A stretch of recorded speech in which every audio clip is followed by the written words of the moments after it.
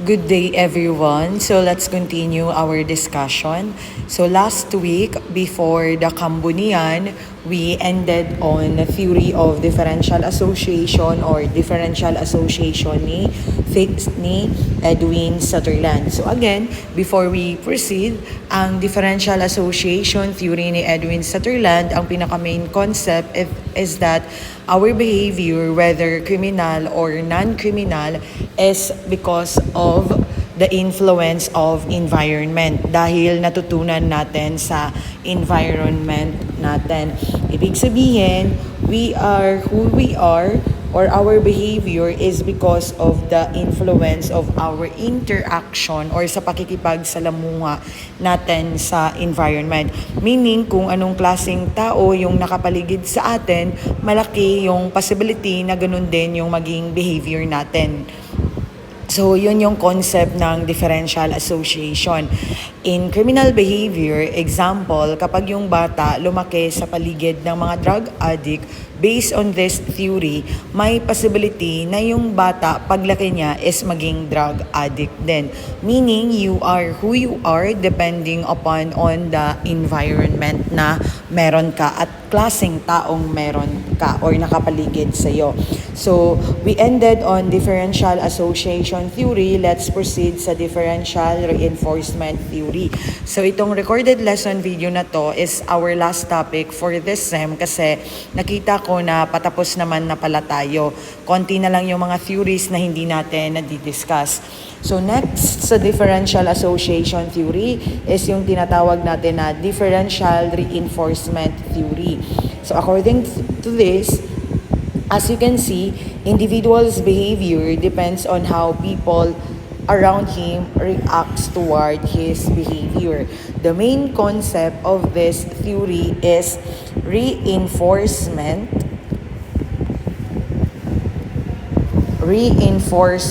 or reward and punishment.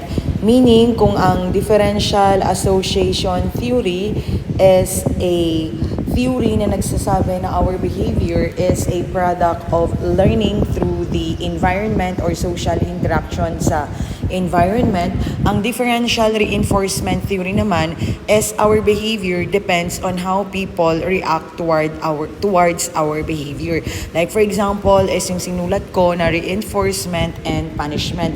Meaning, reinforcement, kapag ang isang behavior, yung isang tao gusto mong ulit-ulitin niya, yung magandang behavior niya, dapat bigyan mo ng reward. Kasi maiisip niya na ay okay, pag ulit-ulit ko itong ginagawa, may reward ako makukuha. Ngayon, para hindi naman gawin ng isang tao yung hindi magandang behavior, dapat bigyan mo ng punishment. Like for example, kapag nagnakaw ka, pumatay ka, kaya nga may equivalent na punishment. Kasi ibig sabihin nun, pag may mali kang nagawa, dapat bigyan mo ng punishment para hindi na ulitin ng isang tao yung maling ginawa niya. And para ulit-ulitin ng isang tao yung magandang behavior, dapat mong bigyan ng reward. Kaya siya tinawag na differential reinforcement theory. Meaning, our behavior is depende kung paano mag-react yung mga tao sa paligid natin. Kapag yung isang tao, kahit alam niya na nakakagawa na ng mali, yung mga tao sa paligid niya at hindi niya binibigyan ng punishment or tinotolerate niya pa rin yung maling ginagawa ng isang tao, yung tao na yon na gumagawa ng mali is paulit-ulit niya pa rin gagawin. That's why dapat reinforcement, reward, bigyan mo ng reward kapag maganda yung ginagawang behavior. Pag hindi maganda, para hindi niya na ulitin, dapat bigyan mo ng punishment. Next one is yung tinatawag natin na neutralization theory. Neutralization theory is also known as drift theory. Ang another term for neutralization theory is yung tinatawag natin na drift theory. Ngayon dito sa screen, nakikita nyo na nakabold, crimes in the form of justification. So, as you can see dyan sa notes ninyo or dito sa screen, neutralization theory viewed delinquency as being based on an extension of defenses to crime in the forms of justification. For deviant behavior, that are accepted by delinquents but not necessarily by the legal system or larger society. Kapag ginawa natin siyang situational, ang neutralization theory, ang isang tao daw kapag nakagawa ng krimen is ginajustify niya or nirarationalize niya yung krimen na nagawa niya. Meaning, nagbibigay siya ng palusot kung bakit niya nagawa yung krimen. Just like for example, yung nahuli ng police officer na lalaki na nagnanakaw. Ngayon nung nahuli niya, yung isang lalaki na nagnanakaw, sabi nung lalaki, "Sir, kaya lang naman ako nagnakaw kasi walang panggatas yung anak ko." Ang tawag doon sa ginagawa nung magnanakaw is justification or rationalization. Meaning, nagbibigay siya ng reasons or nagpapalusot siya sa maling ginawa niya. Another example, yung isang tao, sasabihin niya, "Sir, kaya lang naman ako pumatay kasi kailangan ko yung pera para mabuhay." Ang tawag po doon is neutralization theory.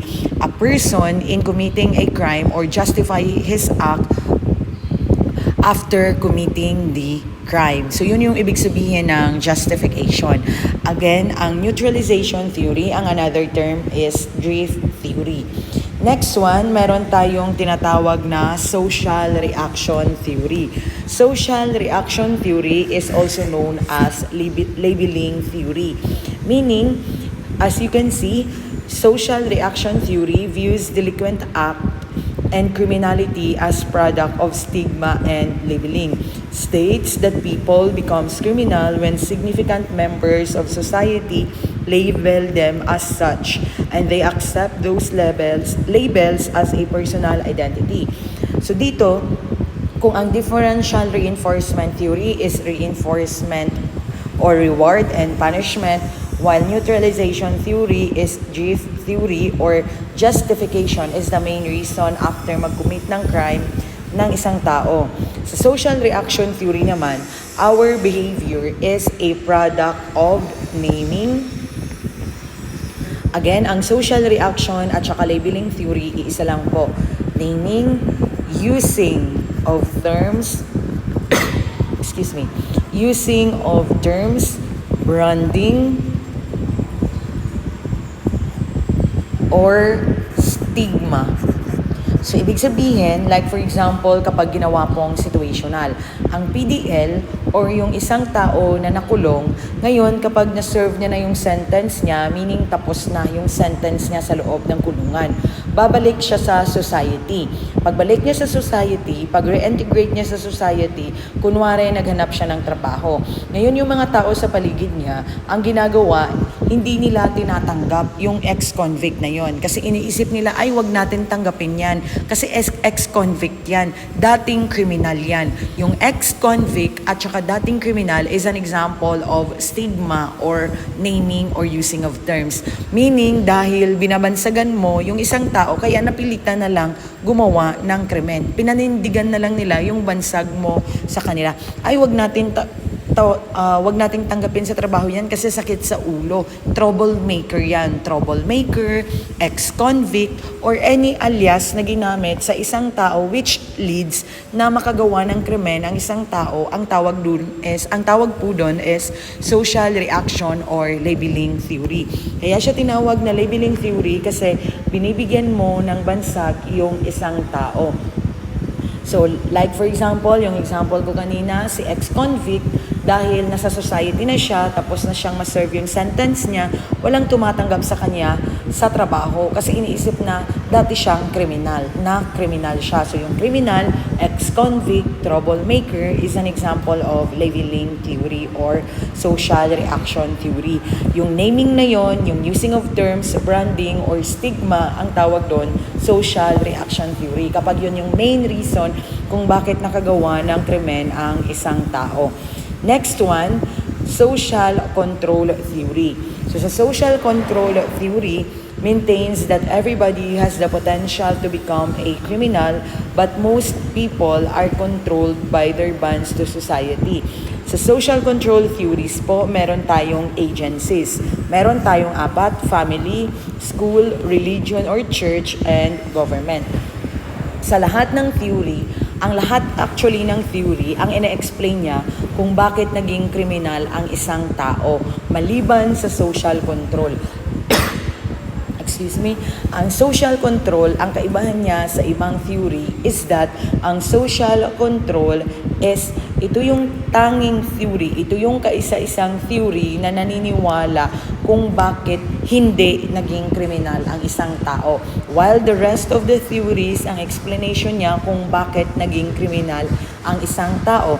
Ang social control naman is kung bakit hindi nagiging kriminal ang isang tao.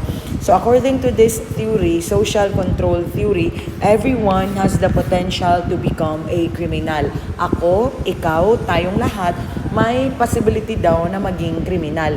Yun nga lang, bawat isa sa atin, kaya nga tinawag na control. Bawat isa sa atin is nakokontrol ng it's either family, school, religion or church, or government. Kahit isa lang dito sa kanilang apat sa family, school, religion, or government, ang main reason kung bakit hindi ka nakagawa ng krimen, automatic ang tinutukoy po is social control theory.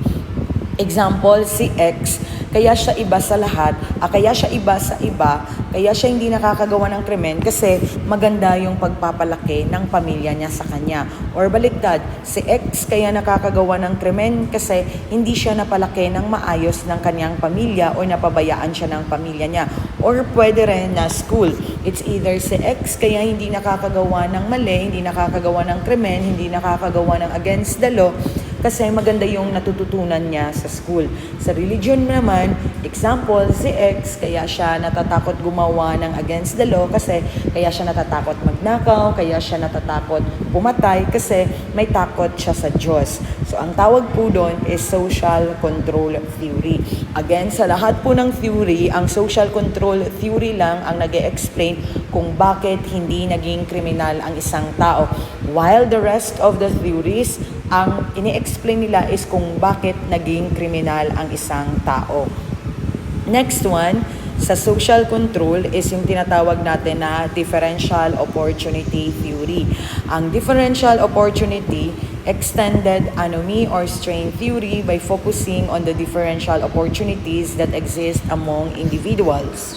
If an illegitimate opportunity structure is readily available, they argued juveniles who are experiencing strain or anomy are attracted to that structure and are likely to become involved in delinquent activities. So, ang differential opportunity po, ito po yung pinaka-main concept niya. Illegitimate opportunity structure is readily available. Illegitimate, ibig sabihin, illegal. From the word itself, opportunity. Differential opportunity theory.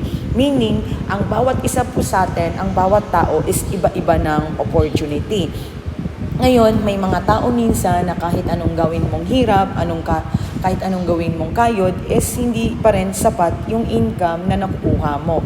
Ngayon, yung iba dahil wala silang masyadong opportunity, napipilitan silang gumawa ng krimen. Example, kaya nga concept niya, illegitimate opportunity structure is readily available. To make it short, to make it easier to understand, ibig sabihin, mas madaling magkapera kapag illegal ang pamamaraan mo. Kaya some of the people resorts na magbenta ng droga, magnakaw, pumatay kasi walang kahirap-hirap. Hindi mo na kailangan mag-aral, hindi mo na kailangan ng backer, hindi mo na kailangan ipasa ang board exam or wala ka nang kailangan na credentials. Kasi kapag illegal ang pamamaraan mo, mas mabilis yung pasok ng pera. Yun po yung concept ng differential opportunity theory. Kaya nga differential opportunity kasi mas maraming opportunity na available pag illegal yung pamamaraan mo. Kaya most or some of the people resorted na gumawa ng krimen. So yun yung main concept ng differential opportunity theory. Next one is ang anomy theory. So anomy theory, a breakdown of social norms or the dissociation of the individuals from a general sense of morality of the times.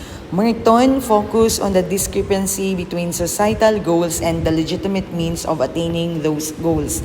Disorder due to lack of common values shared by individuals, lack of respect for authority, and lack of appreciation for what is acceptable and not in society.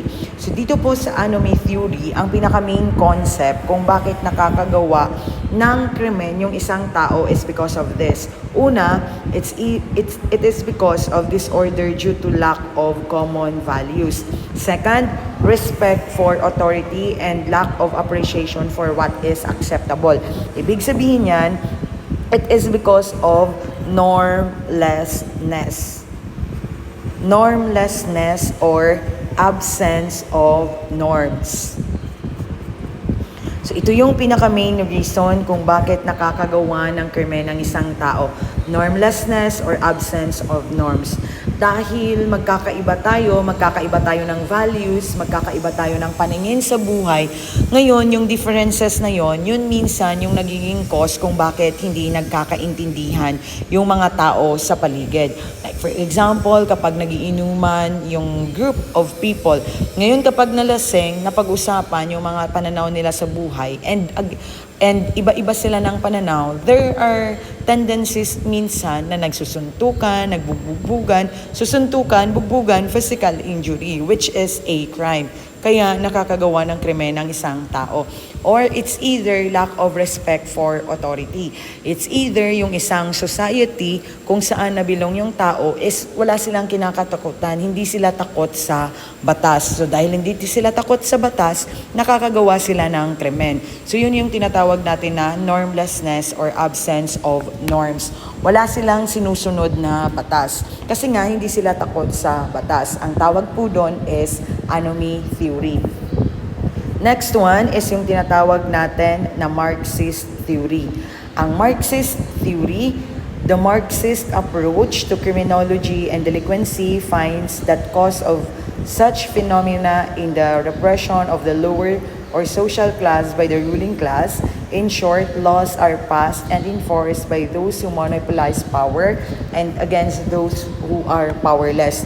Dito po, sa Marxist Theory, ang pinaka-main concept po nito is capitalism is the main cause of criminality. So because of capitalism daw, kaya nagkakaroon ng criminality. So dito sa Marxist Theory, meron tayong tinatawag na proletariat at saka bourgeoisie. So bourgeoisie. Ngayon, itong proletariat at saka bourgeoisie, dahil according sa theory na to, capitalism is the main reason kung bakit nakakagawa ng krimen. Ang proletariat at saka bourgeoisie, ang bourgeoisie, ito yung mga kapitalist. At ang proletariat naman, ito yung mga laborer or mga trabahante. Ngayon, kapag si capitalist, it's either trabaho ng trabaho ang proletariat tapos hindi ibinibigay yung equivalent ng trabaho nila o yung tamang pagpapasweldo. Kaya it's either yung laborer or yung worker, yung working class is napipilitan na magawa ng krimen or mag-commit ng crime kasi nga hindi sapat yung pinampasweldo sa kanila. More on binibigyan ng trabaho pero hindi naman equivalent ang sweldo na binibigay. So dahil kapos pa rin sila, hindi pa rin enough yung pera na nakukuha nila sa pagtatrabaho, kaya napipilitan silang gumawa ng krimen. Kaya according sa Marxist theory, ang main reason kung bakit nakagawa ng krimen ang isang tao is capitalism. Kasi bigay lang ng bigay ng trabaho, pero yung pagpapasweldo naman sa laborers or sa working class is hindi sapat. Hindi equivalent sa trabaho na binibigay. Sobrang dami ng trabaho, pero yung sweldo is mababa lang. So ang tawag po doon is Marxist theory. Next one is yung tinatawag natin na containment theory. Sa containment theory po, ang dapat lang tandaan dito is ang inner containment at saka outer containment. Ibig sabihin, kaya nakakagawa ng krimen ang isang tao because of their inner containment. It's either mababa yung self-concept nila or mababa yung tingin nila sa sarili nila, or it's either because of frustration tolerance. hindi nila na-achieve yung goals nila. So dahil ayaw na nilang mahirapan ulit kasi kahit anong hirap nila, hindi pa rin nila makuha-kuha yung goals nila. Kaya napilitan na lang gumawa ng krimen. Outer containment, ibig sabihin, it's either because of social environment. It's either because of the peer pressure. Kaya napilitan na lang gumawa ng krimen. So sa containment theory, dalawa. It's either kaya nakagawa ng krimen ng isang tao is because of inner containment. It's either frustrated sila, it's either mababa yung self-concept or tingin nila sa sarili nila. Kasi kung may respeto ka sa sarili mo, mataas yung tingin mo sa sarili mo, hindi ka makakagawa ng kahit anong bagay na makakasira sa pangalan mo. So dahil dito sa containment theory, dahil mababa lang naman yung tingin nila sa sarili nila, mababa yung self-concept nila, so automatic nakagawa sila ng krimen. Kasi wala naman silang pakialam kahit madumisan or masira yung pangalan nila. Or it's either outer containment. Example ng outer containment are peer pressure, meaning nanggagaling sa influence ng environment kung bakit ka nakagawa ng krimen. Next one is ang social bond. Sa social bond, apat lang po ang dapat tandaan. Yung attachment, commitment, involvement, at saka belief. Ang social bond theory is same po sila ng concept ng explanation ko kanina sa social control. Kasi ang social control theory, under po sa kanya ang social bond theory. Kung ano yung explanation sa social control theory, ganun din po ang concept ng social bond theory. Ang kaibahan lang, kung ang social control theory, merong family, school, church, or religion and government, sa social bond naman, meron din siyang apat na elements. Attachment, commitment, involvement, at saka belief. So, ang tinutukoy na, hindi na social control, but social bond. So, same sila ng concept. Ang kaibahan lang, itong attachment, commitment, involvement, and belief. While yung social control is the family, school, church, or religion, and government. So, let's proceed sa broken window theory. Ang broken window theory suggests that visible signs of disorder and neglect like broken windows, graffiti, and litter leads to an increase in crime. So ang broken window theory po, ibig sabihin nito, ang main concept niya, dapat ayusin mo na yung mga small problems. Kasi may possibility na kung hinayaan mo lang will lead to a bigger problems. So, bigger problems. May possibility na kapag hindi mo inaayos agad-agad yung isang bagay, may possibility na lalalayan. Kaya ang concept ng broken window, kung kaya pang marimedyohan, ayusin na bago pa siya lumala, bago pa siya lumaki. Example, si police officer, nakikita niya sa paligid or habang nagkakandak siya ng patrol, nag-iinuman yung mga juveniles or yung mga minor. Ngayon ang dapat gawin ni police officer, sawayin niya agad yung mga minors na nag-iinuman sa public. Kasi small problems pa yon. Kapag hinayaan niya lang, kapag hindi niya sinaway, meaning parang tinolerate niya lang, so yung nag-iinuman na yon, may possibility na mag-lead sa rumble, kasi may possibility na mag-away-away sila or sige-sige na sila sa pag-inom doon. Pati yung mga dumadaan, may possibility na makursunadahan nila or mapagtripan nila. So ang tawag po doon, broken window. So habang maliit pa yung sira, habang konti pa yung problema, ayusin na bago mag-lead into problem. Like for example, kaya nga siya tinawag na broken window.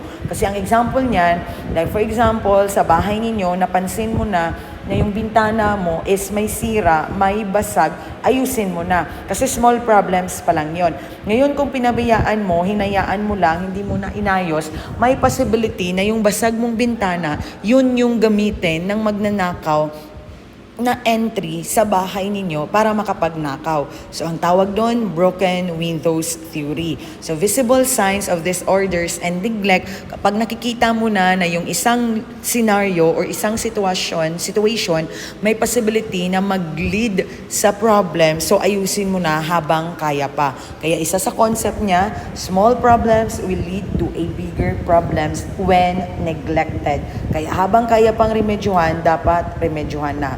So ngayon, let's proceed sa crime prevention through environmental design or tinatawag natin na CPTED. So definition niya, emphasizes modifying the physical environment to reduce opportunities for crime. This includes improving lighting, visibility, and access control to deter criminal activities. So kung mapapansin, CPTED stands for Crime Prevention through Environmental Design. So definition niya, ayan na, naka-bold na yung dapat tandaan or yung importante dyan. So ito sila. Ibig sabihin po sa crime prevention through environmental design, magfo-focus ka sa environment. For example, dahil alam mong crime-prone areas yan or madilim yan, so dapat lagyan mo ng mga lightings para ma-prevent yung commission ng crime. Kasi yung magnanakaw, syempre, isa sa mga i-consider niya is kung madilim or hindi. Kasi kung madilim, konti lang din yung chance na makilala siya or makita siya sa CCTV. Or like for example, nag-install ka ng mga CCTV, naglagay ka ng mga detector or ng mga alarm or naglagay ka ng lighting. Ang tawag po doon, crime prevention through environmental design. Meaning, piniprevent mo yung commission of crime by means of modifying your environment. Meaning, may ilalagay ka, it's either sa paligid ng bahay mo, sa paligid ng isang building, para mas ma-prevent yung crime. Kaya ang example dyan, kaya nandyan naka-underline, improving lighting or mas magbibigay ka pa ng maglalagay ka pa ng mga street lights or mga lights sa paligid ng bahay or sa paligid ng isang building.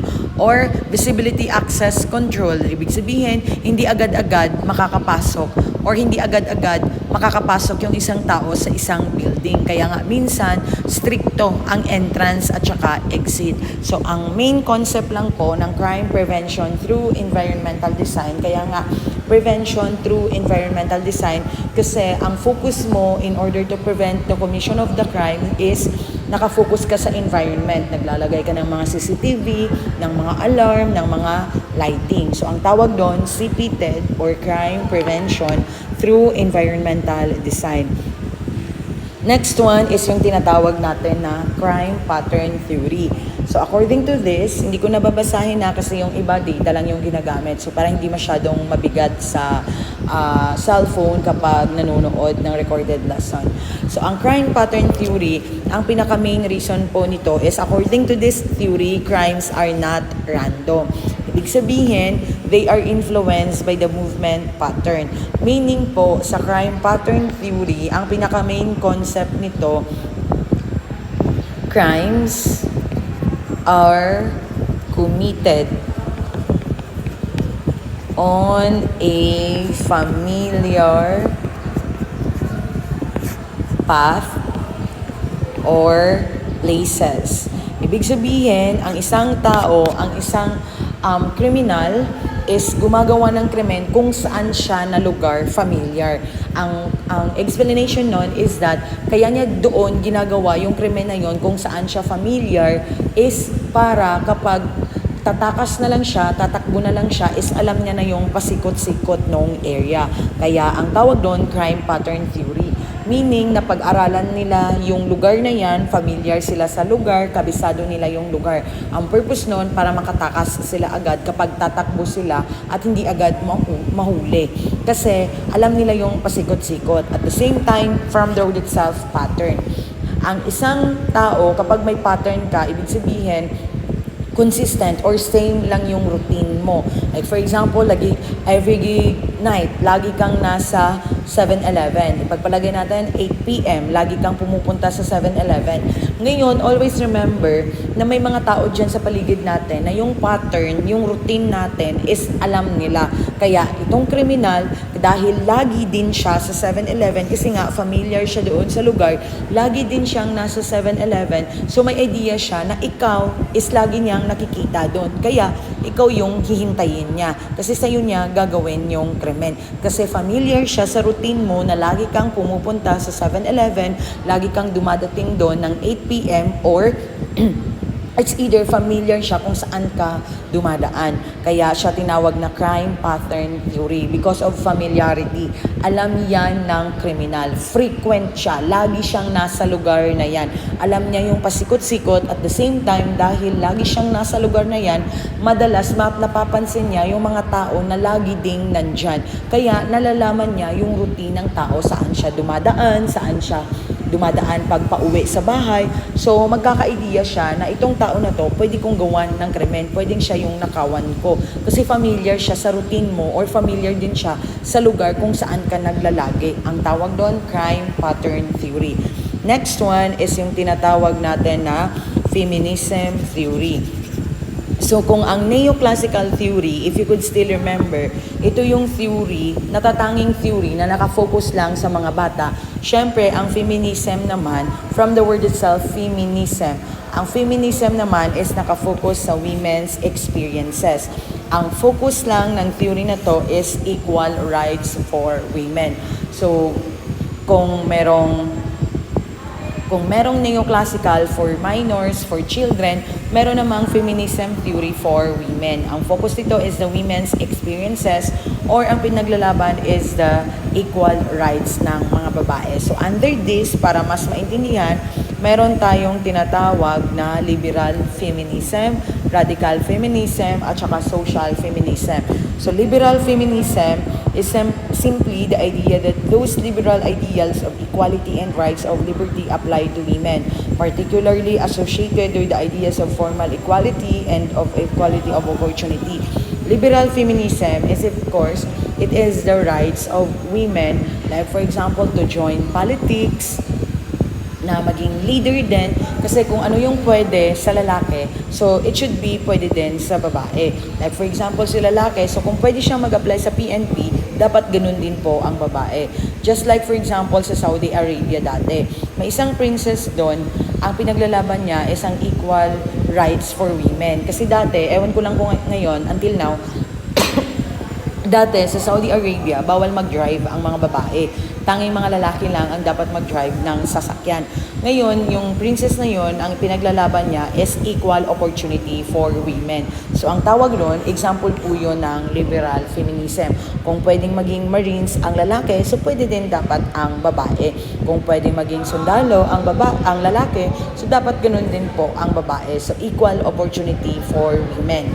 All in all, kapag ang focus is theory na nakafocus lang sa rights, opportunities, experiences ng babae, automatic ang tinutukoy po is feminism theory.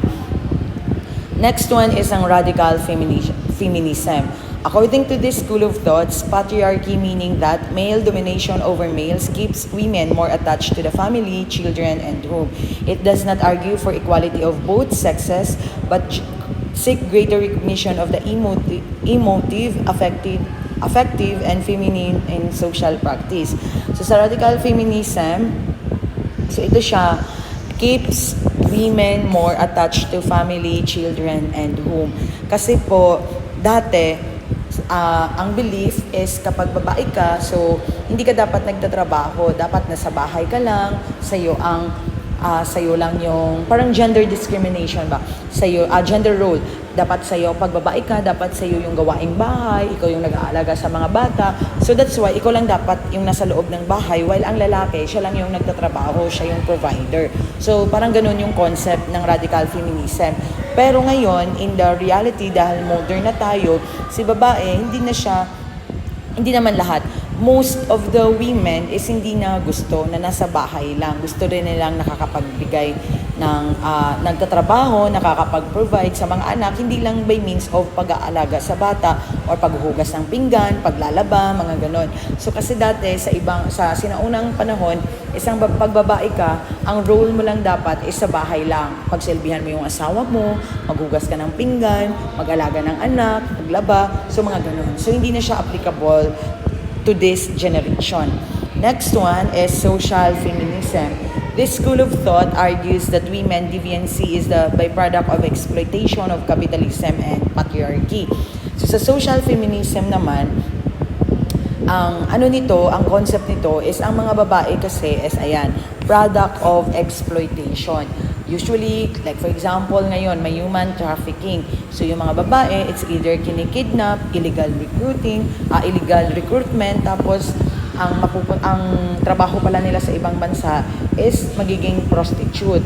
So, dati, ang babae is ginagamit as para pagkakitaan, para pagkaperahan. So, yun yung sa social feminism. So, hindi pwede yun na parang dati is ginagawa lang alipin yung mga babae para pagkapirahan. It's either forced labor or by means of sexual contact. So, yun yung pinaglalaban ng feminism theory. So again, sa feminism theory, meron po tayong tatlo: liberal, radical, at saka social feminism.